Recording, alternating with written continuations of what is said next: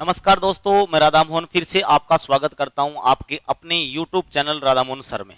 साथियों, अब आज हम फिर एक नया चैप्टर लेके आए आपके लिए और बोर्ड पे जिसे आपने देख रखा है। आज के चैप्टर का नाम है हमारा सादृश्यता परीक्षण, जिसको हम इंग्लिश में बोलेंगे एनालॉजी टेस्ट। साथियों, इस चैप्टर में 3 टाइप के क्वेश्चन बनते हैं। वैसे तो अगर एक चौथी टाइप भी हम बनाना चाहें तो वो नॉन वर्बल के अंदर बनेगा और 3 टाइप के क्वेश्चन आते हैं हमारे इसमें। तो पहली टाइप होती है शब्दों से संबंधी आते हैं, इसमें जानकारी आती है। दूसरा आता है अल्फाबेट के अक्षरों से संबंधी और तीसरा आता है संख्याओं से संबंधी। इस प्रकार से यहाँ पर इसमें 3 प्रकार के सवाल बनाए जाते हैं। अब इस 3 प्रकार के सवाल में हम एक एक टाइप के सवालों की बात करेंगे। सबसे पहले अगर मान लीजिए हम देखते हैं तो हमारे सवाल आएंगे शब्दों से संबंधी, शब्द सादृश्यता से संबंधी। अब शब्दों के जो सवाल आएंगे वो किस प्रकार के आएंगे, कैसे कैसे आएंगे, ये देखिए। सबसे पहले हम बात करें अगर यहाँ पर कितने टाइप के हो सकते हैं, तो दोस्तों शब्दों की अगर बात करें तो सवालों की कोई फिक्स टाइप नहीं है। ये कई प्रकार के कहीं से भी क्वेश्चन लेके आ सकता है। मुख्य अगर हम बात करें तो मैं ये कहूं कि शब्दों के जो आपके प्रश्न आएंगे, इनमें आपका प्रश्न जो है वो सामाजिक रिश्तों से संबंधित शब्द आ सकते हैं। समाज में जितने भी रिश्ते प्रचलन में हैं, जो शब्द हमारे परिवारों में काम आते हैं, वो शब्द यहाँ पर जोड़े के रूप में आ सकते हैं। दूसरा हम बात करें आगे, भौतिक सुख सुविधा की चीजें जितनी भी हैं हमारी, जो हमारे दैनिक जीवन से जुड़ी हुई है, कोई भी प्रकार की जानकारी हो सकती है, कोई प्रकार की वस्तुएं हो सकती है, वो भी यहाँ पर हमारे आ सकती है। उन वस्तुओं का निर्माण कहाँ होता है, उनका उपयोग कैसे होता है, उनसे संबंधी भी वो शब्द उठा सकता है। आगे हम बात करें हिंदी भाषा से संबंधी। आजकल क्या होता है कि जो यहाँ पर प्रश्न हमारे एग्जामों में आते हैं वो हिंदी भाषा से संबंधी भी कुछ प्रश्न आने की उम्मीद रहती है। कैसे? यहाँ पर जैसे कुछ पर्यायवाची शब्द उठा लिए, कुछ विलोम शब्द उठा लिए, कुछ समानार्थी शब्द उठा लिए, ऐसे प्रकार के यहाँ पर जोड़े बनाकर और शब्दों को आपके सामने ले आता है। आगे हमने लिखा है विज्ञान के क्षेत्र से संबंधी। विज्ञान के क्षेत्र का मतलब है कोई भी मान लीजिए दवा आ गई, उसका उपयोग कहाँ होगा, उसको कैसे लिया जाएगा, कोई आविष्कार आ गया, कोई वैज्ञानिक उपकरण आ गए, उनके प्रयोग कैसे होते हैं, उनका आविष्कार कैसे हुआ है, वो यहाँ पर किस प्रकार से अपनी इकाइयों को बताते हैं, कैसे कैसे काम में लिए जाएंगे, इस प्रकार की जानकारी यहाँ पर इनसे संबंधी आ सकती है। आगे हमने कहा अन्य सामान्य जानकारियों से संबंधी। अब अन्य सामान्य जानकारी का मतलब आपकी जनरल नॉलेज जो है, आप कह सकते हो जीके और जीएस से संबंधी कोई भी प्रश्न आपका यहाँ पर बन सकता है। साथियों, कुछ पिछली एग्जाम में जो हमारी अभी रेलवे की निकली थी, उनके कुछ प्रश्नों की हम यहाँ पर प्रैक्टिस करते हैं। देखिए, सबसे पहले सामने एक प्रश्न के रूप में जो लाइन आएगी, कभी कभी वो ऐसे देता है जैसे उस विकल्प का चयन करें जो तीसरे शब्द से उसी प्रकार संबंधित है जिस प्रकार दूसरा शब्द पहले शब्द से संबंधित है। कुल मिला के बात यह है कि यहाँ पर शब्दों के जोड़े दिए जाते हैं, उनमें अनुपात और समानुपात की जानकारी यहाँ पर दी जाती है। अब आपको बस एक कंप्लीट ये चीज ध्यान रखनी है कि जो जोड़ा कंप्लीट दे रखा है, उस जोड़े के अंदर क्या संबंध है, उस संबंध को ज्ञात करके उस संबंध के आधार पर हमको जो आगे जोड़ा दे रखा है उसको ऐसे के ऐसे ही यहां पर सेट करना है, विकल्प में से, ऑप्शन में से छांट कर। अब साथियों, इसके अंदर जो संबंध होता है वो कई प्रकार से हो सकता है, तो आपको शब्दों का गहराई से अध्ययन करना है। आपको अच्छी नॉलेज होगी तो आपके ये सवाल जो है आपके सही होंगे। देखिए, जैसे ही हमारे प्रश्न है आपके सामने, जैसे दे रखा है इसने झारखंड, बिहार और समानुपात छत्तीसगढ़ और फिर क्वेश्चन मार्क। अब ये कंप्लीट जोड़ा जो है इसमें हमको देखना है झारखंड और बिहार में क्या संबंध है। अब यहां पर 2 राज्यों के नाम दे रखे हैं। साथियों, अगर इन दोनों राज्यों की अगर हम बात करें और इनमें कोई संबंध अगर हम देखना चाहें तो हम ये कह सकते हैं कि पहले बिहार राज्य था और ये झारखंड राज्य का निर्माण जो है वो बिहार राज्य में से तोड़कर बनाया गया है, उसका निर्माण किया गया है। उसी प्रकार से हम कहें कि फिर छत्तीसगढ़ है, तो छत्तीसगढ़ जो राज्य है हमारा, इसका जो निर्माण किया गया है वो यहां पर 4 ऑप्शन दे रखे हैं, तो इसमें से किसके माध्यम से किया गया है, तो साथियों हम कहेंगे कि मध्य प्रदेश से तोड़कर कुछ जिलों का और यहां पर हमारा ये छत्तीसगढ़ राज्य बनाया गया है। तो हमारा आंसर हो गया डी ऑप्शन। साथियों, अगला प्रश्न है हमारा कविता, छंद और समानुपात, पुस्तक और मार्ग। अब आपको यह देखना है कि इन दोनों में संबंध क्या है। कविता और छंद दोनों शब्दों को देखना है कि कविता और छंद में क्या संबंध है। तो आप ये कह सकते हो कि कविता जो होती है उसके अंदर पद होते हैं और कविता के अंदर छंद भी होते हैं। उसी प्रकार से अगला शब्द है पुस्तक। तो पुस्तक के अंदर क्या होगा? अब पुस्तक के अंदर भाषा, छपाई, ये सब चीजें होती है, कहानियां होती है, लेकिन मेन जो संबंध होगा आपका वो क्या हो गया? पृष्ठ। जिस प्रकार कविता के अंदर छंद होते हैं, उसी प्रकार पुस्तक के अंदर क्या होते हैं? पृष्ठ होते हैं। तो हमारा आंसर हो गया इसमें पृष्ठ। अगला प्रश्न देखिए साथियों, अगला दे रखा है भारत, चीता और नेपाल, और फिर यहां क्वेश्चन मार्क दे रखा है। अब आप इन दोनों शब्दों में संबंध देखिए कि एक तो जानवर का नाम दे रखा है और एक देश का नाम दे रखा है। अब इनका संबंध हम ऐसे जोड़ेंगे, हम ये कहेंगे कि भारत का जो राष्ट्रीय पशु है वो क्या है? चीता है। उसी प्रकार से अगर हम नेपाल का देखें तो नेपाल का जो राष्ट्रीय पशु है साथियों, आपको नॉलेज होगी कि गाय होता है। गाय नेपाल का राष्ट्रीय पशु। और ये प्रश्न आपकी पिछली एनटीपीसी में, प्री में भी आया था, मेंस में भी आया था और रिपीट भी हुआ है। पर इतना सा है, उसने पहले तो यहां पर भारत और चीता दे दिया, फिर दूसरी बार जब इस सवाल को पूछा था तो नेपाल, गाय और भारत, और फिर आगे क्वेश्चन मार्क दे दिया। शब्दों को उल्टा सीधा किया है, बाकी कुछ भी नहीं किया। अगला प्रश्न देखेंगे साथियों, अगला प्रश्न है धीर और शांत, उत्तेजित और आगे क्वेश्चन मार्क। अब ये ऐसे शब्द आगे, इनकी आपको अच्छी नॉलेज होगी अगर हिंदी भाषा की, तो ही जवाब आपका सही आएगा। शब्दों को देखिए, शब्द का अर्थ देखिए कि शब्द कैसे हैं। यहां पर आगे दे रखा है धीर और शांत। साथियों धीर और शांत जो हैं वो दोनों ही एक जैसे शब्द हैं। आप ये कह सकते हो समानार्थी शब्द हैं, एक जैसे शब्द होने का मतलब। अब आगे दे रखा उत्तेजित। अब उत्तेजित को यहां पर प्रदर्शित करने वाला इसका जैसा जो शब्द है साथियों वो क्या है? हमारा क्रुद्ध। तो हम आंसर देंगे इसमें क्रुद्ध या क्रोध जो है ये उत्तेजित से समानार्थी शब्द है, तो ये हमारा आंसर हो गया।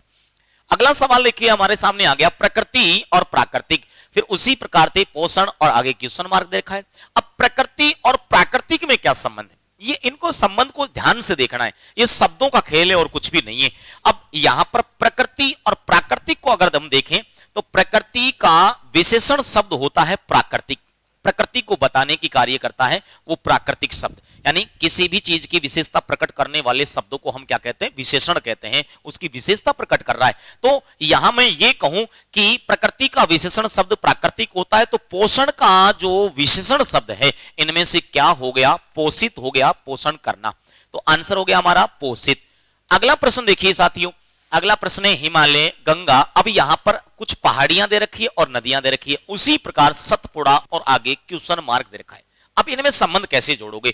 आप ये कह सकते हो कि हिमालय की पहाड़ियों से गंगा निकलती है, या गंगा का उद्गम जो है वो हिमालय की पहाड़ियों से होता है। उसी प्रकार सतपुड़ा की पहाड़ियों से कौन सी नदी का उद्गम होता है? तो साथियों हम कहेंगे कि नर्मदा जो नदी है हमारी वो सतपुड़ा की पहाड़ियों से निकलती है, तो इसका आंसर हो गया नर्मदा। अगला प्रश्न आ गया दमन और दीव, और आगे दे रखा है दमन। अब आप यहां पर ये देखिए दमन और दीव की राजधानी क्या है? दमन है। उसी प्रकार अंडमान और निकोबार की राजधानी आप सब जानते होंगे क्या है? Port Blair. तो अपना आंसर क्या हो गया? Port Blair. अगला प्रश्न देखेंगे साथियों, सौंदर्य देखना और उसी प्रकार से संगीत। अब सौंदर्यवान जो चीज होती है, सुंदर चीज होती है, उसको क्या किया जाता है? उसको क्या किया जाता है? देखा जाता है। सौंदर्य को निहारने का कार्य किया जाता है। अब यहां उसी प्रकार से संगीत जो है, तो संगीत क्या होगा? संगीत को हम क्या करेंगे? सुनेंगे और सुनकर यहां पर उसके बारे में कुछ विचार प्रकट करेंगे। तो आंसर हो गया, जिस प्रकार सौंदर्य को देखने का काम होता है तो संगीत को सुनने का काम होता है। हमारा आंसर हो गया। साथियों अगले प्रश्न की अगर हम बात करें, अब कुछ प्रश्न तो हमने शब्दों के यहां पर चर्चा कर ली, कुछ हमने अल्फाबेट से संबंधित, कुछ अक्षरों से संबंधित कोई प्रश्न यहां पर थोड़े से वो भी लिए हैं। अब इनमें हम चर्चा करेंगे। अल्फाबेट में कुछ भी नहीं है, आपको अल्फाबेट के जो अक्षर हैं उनके क्रमांक याद होने चाहिए, और क्रमांक अच्छे ढंग से याद हैं। तो ऐसा ये जो सवाल आता है इसमें यहां पर बीच बीच में अनुपात समानुपात के चिन्ह आएंगे, 2 जोड़े 3 जोड़े भी आ जाते हैं। आजकल शब्द जो हैं यहां पर ज्यादा आने लग गए, शब्दों में जोड़े जो है 3-3 बनने लग गए। अब इनके बीच में जो संबंध देखना है आपको, तो ऐसे समझना कि एक तरह से ये सादृश्यता का जो क्वेश्चन है अक्षरों का, ये कोडिंग का ही क्वेश्चन है। आप कोडिंग रिकॉर्डिंग पढ़ते हो, उसी की सांकेतिक भाषा की तरह इसको पढ़ना।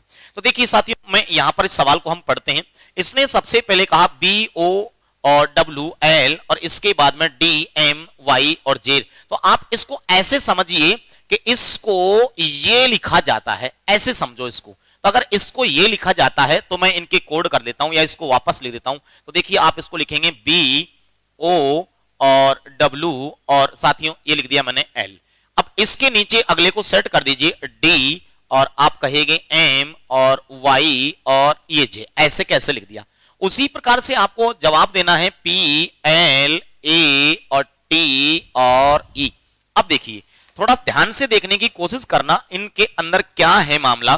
देखो बी का कोड क्रमांक आप सब जानते होंगे 2 होता है, ओ का 15 होता है और डब्ल्यू का 23 होता है और एल का 12 होता है। डी का कोड 4 होता है, एम का 13 होता है, वाई का 25 होता है और जे का 10 होता है। साथियों ऊपर से नीचे की तरफ थोड़ा संख्याओं को देखिए, क्या कुछ समझ में आया आपको? पहले 2 हैं, फिर यहां 4 है, तो क्या मैं ये कह दूं कि प्लस का 2 कर दिया। फिर 15 है, फिर 13 है, तो क्या मैं ये कह दूं माइनस का 2 कर दिया। 23 है, 25 है, तो क्या मैं कह दूं प्लस का 2 कर दिया। 12 के नीचे 10 है, तो मैं कह दूं कि माइनस का 2 कर दिया। क्या आप ये कह सकते हो कि प्लस का 2 माइनस का 2 प्लस का 2 माइनस का 2, ये बीच में इनके अंतर जोड़ा गया है। सेम वही पैटर्न अपनाएंगे।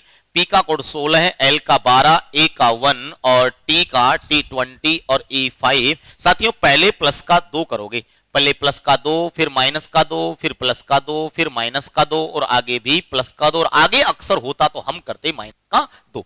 अब देखिए 16 में अगर आप 2 जोड़ोगे तो 18 हो जाएगा, 18 नंबर पे आर आता है और 12 में से 2 घटाओगे तो जे यानी 10 ये आ गया आपका।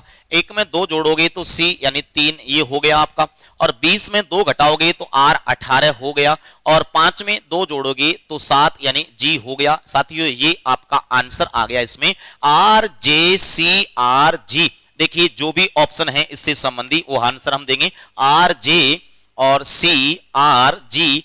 दोस्तों ये अपना आंसर हो गया सेकंड ऑप्शन इसका। तो इस प्रकार से आप कोड क्रमांक करके अपने इस सवाल को आसानी से हल कर सकते हो, कोई दिक्कत नहीं, आराम से हो जाएगा अगर आप थोड़ी सी कोशिश करोगे तो। अगला सवाल देखिए साथियों, अगला सवाल है हमारा इसी प्रकार से, इसको भी हम देख लेते हैं।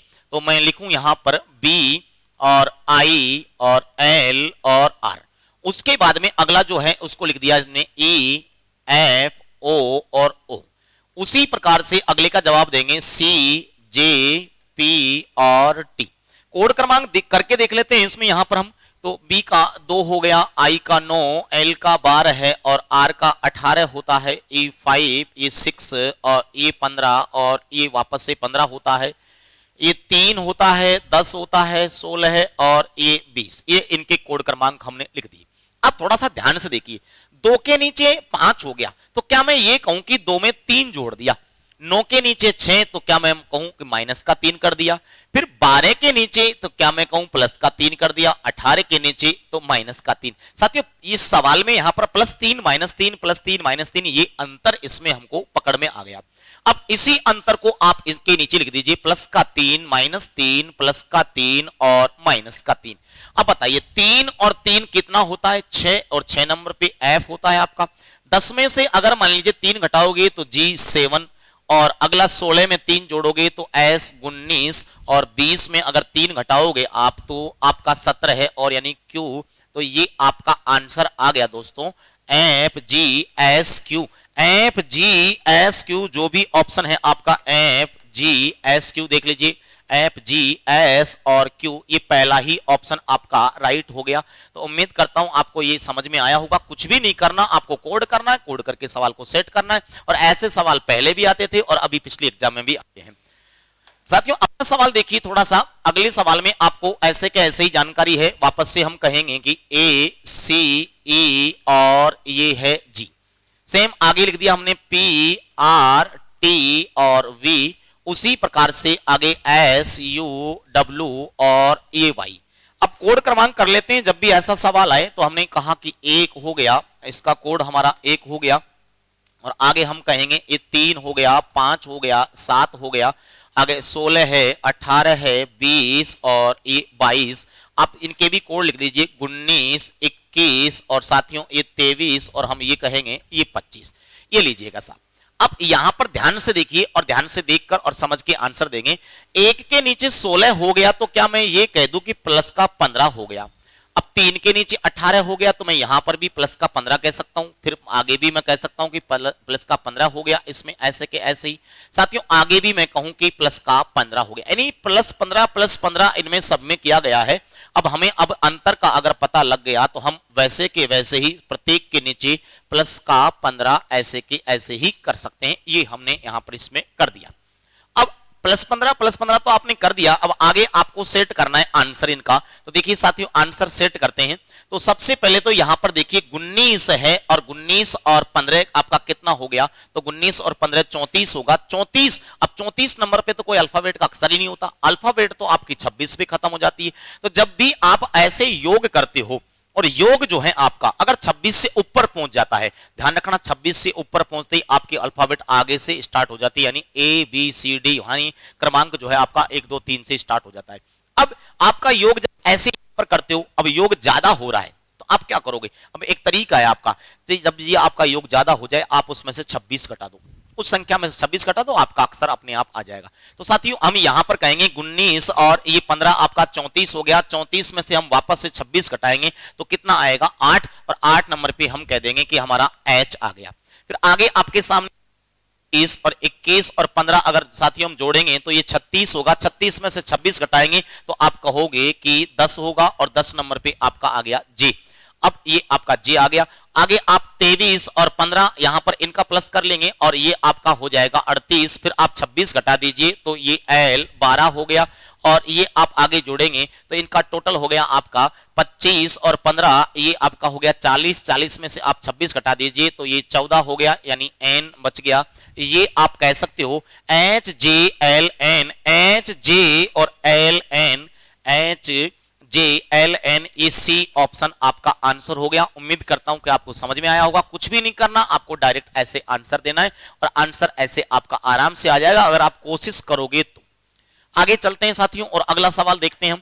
अब देखिए पिछली बार क्या है कि थोड़े से कुछ सवाल अलग ही ढंग के आए थे। अब ये जो सवाल है आपका, इसमें क्या है कि अंक डाल रखे हैं। मेरे कई साथी समझते होंगे कि इसमें डायरेक्ट कोड से आंसर आ जाएगा, कुछ भी नहीं है दोस्तों। पिछली एग्जामों के सवाल अगर मान लीजिए आपको अगर नहीं आते तो आप ये मान के चलिए कि फ्यूचर में कोई एग्जाम होगी तो आप ये उम्मीद मत करना कि आप वहां पर मेरिट में आ जाओगे।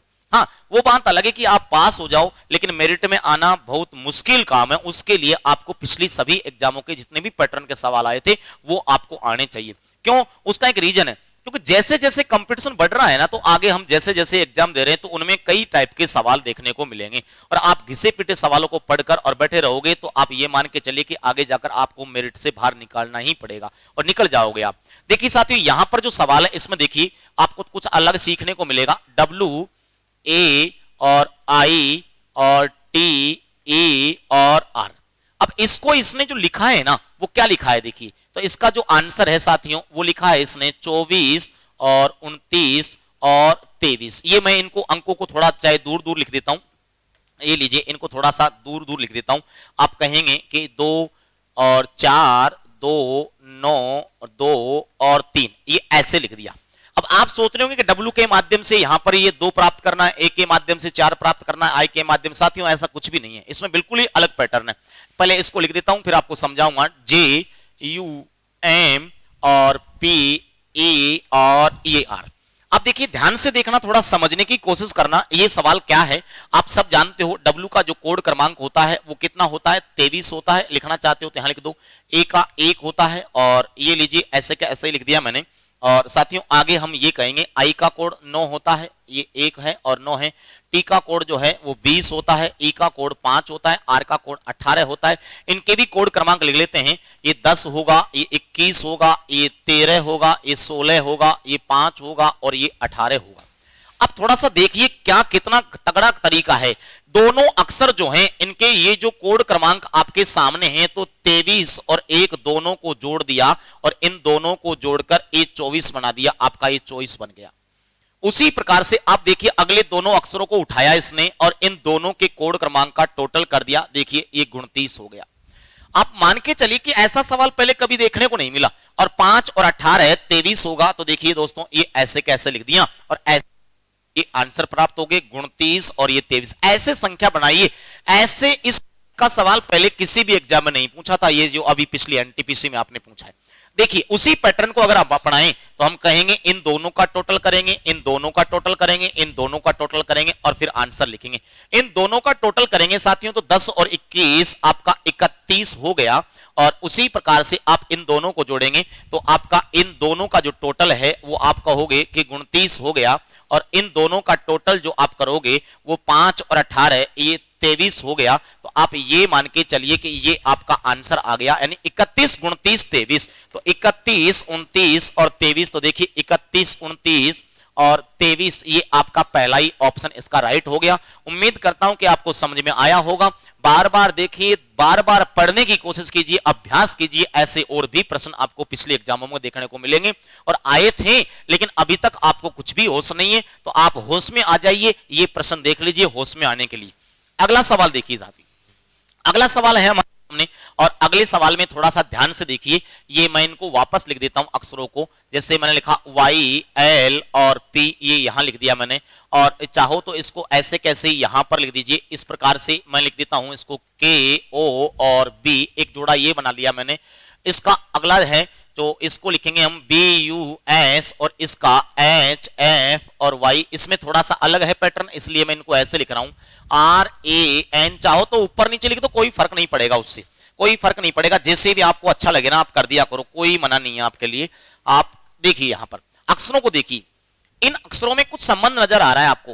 P K एक दूसरे का अपोजिट है, L O अपोजिट है, Y और B एक दूसरे का अपोजिट है।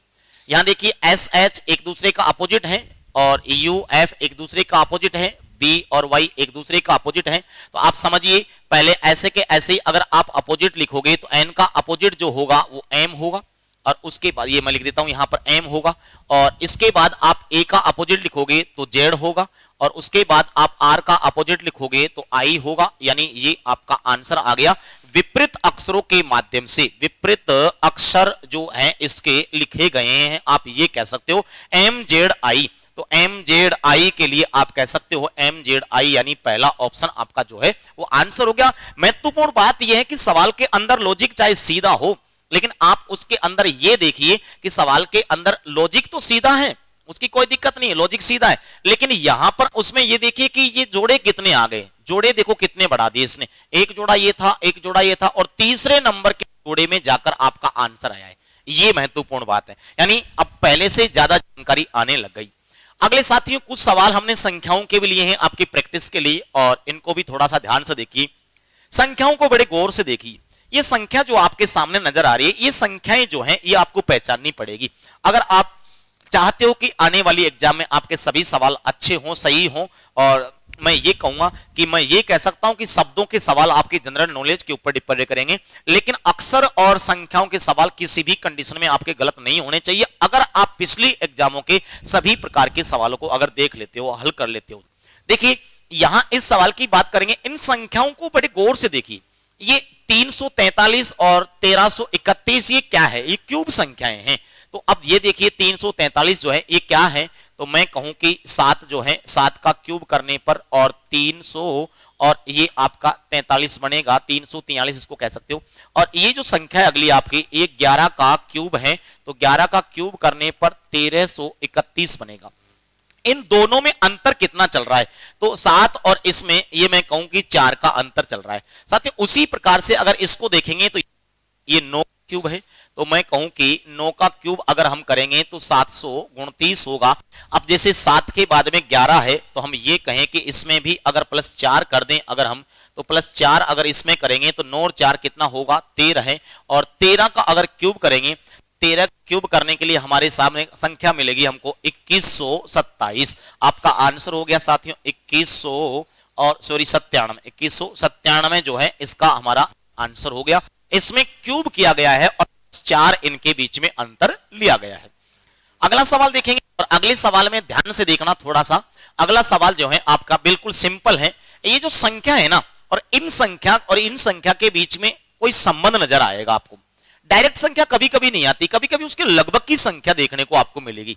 जैसे यहां पर मैं कहूं 3 का क्यूब होता है 27, और 27 में एक जोड़ने पर ये 28 हो जाता है। उसी प्रकार से मैं कहूं कि 9 का क्यूब जो है वो 700 और 29 होता है, और एक जोड़ेंगे तो 730 ये हमको प्राप्त होता है उसी प्रोसेस से। तो ये हमारा आंसर हो गया 730, यानी क्यूब करके क्या कर दिया? प्लस का 1 कर दिया। ये सवाल आपका टाइप से हो गया। अगले सवाल की बात करेंगे साथियों। अगला सवाल जो है ये आपका ध्यान से देखिए, ये भी बहुत अच्छा सवाल है और ये भी आपकी लगभग पिछली ही एग्जाम का सवाल है। और आप ध्यान से देखिए, इस सवाल में 3 जोड़े दे रखे हैं, 1, 2 और तीसरे जोड़े में जाकर आपको ज्ञान करना है। देखिए संबंध क्या है, 15 और 90 को कैसे सेट करें। 15 6 की 90 होता है, लेकिन 6 आया कहां से। फिर 20 और गुणा यहां पर हम करें तो ये यहां पर एक 203 गुणा और कितना करें कि 1000 और 15 आ जाए, तो 1015 के लिए 5 लाना पड़ेगा। अब 5 आया कहां से, यहां 6 आ गया, यहां 5 आया। तो साथियों थोड़ा सा दिमाग लगाया हमने कि ये दोनों अंक जो है ना, ये 15 जो है, तो इसमें 1 और ये 5 जो है, दोनों को जोड़ने पर 6 होता है। तो ये 6 हमने ऐसे प्राप्त किया और इस संख्या को वापस से क्या कर दिया, 15 को गुणा कर दिया, तो ये 90 प्राप्त कर लिया। ऐसे ही मैं कहूं कि ये 2 और 0 और 3 इनके सभी आंकड़ों का योग 5 होता है और 5 को हम गुणा करेंगे 203 से, तो ये 1015 आपका ऐसे प्राप्त होगा। उसी प्रोसेस में अगर हम कहें कि ये जो 16 है, इसके 1 और 6 को जोड़ेंगे तो 7 आएगा और इस 16 को गुणा कर दीजिए। अब 16 गुणा हम 7 करेंगे तो 7 6 की 42, ये लीजिए, और आप कहोगे 7 एकम 7 और ये लीजिए आपका आंसर आ गया, आप कहोगे 112। यानी उसने ये संख्या ऐसे बनाकर उसको गुणा करके ये आंसर प्राप्त किया। उम्मीद करता हूं कि ये भी आपको समझ में आया होगा। ये भी पिछली एनटीपीसी का ही सवाल है। अब आप देख लीजिए पिछली एनटीपीसी में और अब के सवालों में और पहले के सवालों में कितना अंतर आ चुका। ध्यान से देखिए, अगले सवाल में देखेंगे 5 और 35, 5 7 35 होता है, कोई दिक्कत नहीं है, लेकिन उसी प्रोसेस में अगर आगे करेंगे तो उस प्रकार से संख्या नहीं मिलेगी। लॉजिक है को होना चाहिए इसके अंदर। अब 5 गुणा 7 करने पर ये तो पता है कि 35 बन गया, लेकिन ये 35 ही क्यों आया। अब ये इसमें लॉजिक क्या है। 5 के बाद में अगली अगर विषम संख्या देखते हैं तो ऐसे मान लीजिए 7 होती है, तो 5 7 35। 11 के बाद में अगली अभाज्य संख्या अगर विषम संख्या देखेंगे तो 13 होती है, तो ये यहां पर ये तो ऑप्शन आपका कैंसिल हो गया। 7 के बाद में अगली अगर विषम संख्या देखिए तो 9 होता है, 9 7 63 होता है, लेकिन ये 67 है। तो अब इसमें दूसरा लॉजिक लगाएंगे तो हम ये कहेंगे 7 और अगला 11 करेंगे तो ये 77 आएगा। तो इसका आंसर ये हो जाएगा। कैसे होगा वो मैं आपको बताता हूं। जो इनकी अगली अभाज्य संख्या है, अगली अभाज्य संख्या से गुणा किया गया है, गुणा मैं कहूं किया गया है, अगली अभाज्य संख्या से गुणा करके आगे की संख्या प्राप्त कर ली, तो मैं कहूं 7 के अगली अभाज्य संख्या आपकी 11 होगी और गुणा करने पर ही 77 आ जाएगा। तो ये ऑप्शन आपका राइट हो गया। अगले सवाल को देखिए साथियों, अगला जो सवाल है ये भी पिछली एनटीपीसी रेलवे का ही सवाल है। देखिए 11 और 1210 जो है, अब 11 से इतनी बड़ी संख्या तो आप जानते हो क्यूब के माध्यम से आ सकती है। तो लीजिए पहले मैं क्यूब कर लेता हूं, फिर हम 11 का क्यूब करेंगे तो अभी अभी आपने देखी थी 1331 आता है, लेकिन वहां संख्या कम है, तब क्या करें, कितना कम करें। तो लगभग अगर देखें तो इसमें पता लगा हमको कि कितना कम करें, तो फिर पता लगा कि साहब 11 का स्क्वायर करें तो 121 होता है और ये कम करने पर ये यहां पर आपकी संख्या जो है ये 1210 प्राप्त होती है। क्यूब कर दिया, फिर वर्ग कर दिया, अंतर करके अगली संख्या प्राप्त कर ली। उसी प्रकार से मैं कहूं कि अब जोड़ा ढूंढना है। 9 का क्यूब डायरेक्ट 729 होता है, जबकि डायरेक्ट यहां क्यूब नहीं मिलेगा, क्यूब में से स्क्वायर कम करना है। अब ये तो डायरेक्ट आ रहा है, ये गलत है हमारा। अगर हम इस संख्या को उठाते हैं मेरे हिसाब से ये आंसर है। क्यों? क्योंकि 8 का अगर आप क्यूब करोगे तो 512 होता है और 8 का अगर आप स्क्वायर करोगे तो 8 का स्क्वायर 64 होगा। इन दोनों का अंतर होता है 448। तो आपका सेकंड जो है ये आंसर आ जाएगा। और अगली संख्या 6 का घन डायरेक्ट दे रखा है क्यूब, ये गलत हो जाएगा। ये बड़ी संख्या, ये भी आपका आंसर नहीं होगा। अगला सवाल देखिए साथी, अगले सवाल की बात करेंगे। देखिए 13 से अब यहां पर संख्या 32 बनाओ या 32 से 13 बनाओ, तो हम कहेंगे कि पहले 32 से 13 बनाने की कोशिश करते हैं, क्या हो सकता है। 32 से 13 बनेगा कैसे, संख्या कम पड़ रही है। अगर डायरेक्ट कोई संख्या घटाएं बढ़ाएं तो पार पड़ जाएगी, लेकिन उस हिसाब से ऑप्शन में फिर संख्या ही नहीं है। देखिए साथियों, जैसे जैसे कंपटीशन बढ़ता जा रहा है ना, मामला गड़बड़ होता जा रहा है। ये 3 का क्या करता है, सबसे पहले स्क्वायर करता है तो 9 आता है, और 2 का स्क्वायर करता है तो 4 आता है, दोनों को जोड़कर, और ये 13 बनाता है। यानी इसके दोनों आंकड़ों को उठाया, 3 और 2 अलग अलग कर दिया, स्क्वायर निकाला और उनका ऐड कर दिया। उसी प्रकार से 5 का स्क्वायर 25 होता है, 1 का स्क्वायर 1 होता है, 36 नहीं आएगा। 8 का स्क्वायर 64 होता है, 3 का स्क्वायर 9 होता है, 121 नहीं आएगा। 7 का स्क्वायर 49 होता है, ये भी नहीं आएगा। तो ये तो आएगा ही आएगा। कैसे, आप करके देख लीजिए। 4 का स्क्वायर करोगे तो 4 का स्क्वायर 16 हो गया, अगली संख्या 7 है आपकी, और 7 का स्क्वायर करोगे तो 49 होगा, और दोनों को ऐड कर लीजिए तो दोनों को ऐड करने पर ये 65 होगा। इसका मतलब ये डी ऑप्शन जो है आपका करेक्ट हो गया। साथियों, बहुत कम समय में कम सवालों के अंदर मैंने आपको तीनों प्रकार के सभी प्रकार के सवाल समझाने की कोशिश की है। बने रहिए अपनी अगली क्लास के लिए, ऐसे ही वीडियो देखने के लिए और नॉलेज बढ़ाने के लिए। अगली क्लास में मिलेंगे। धन्यवाद। जय हिंद, जय भारत।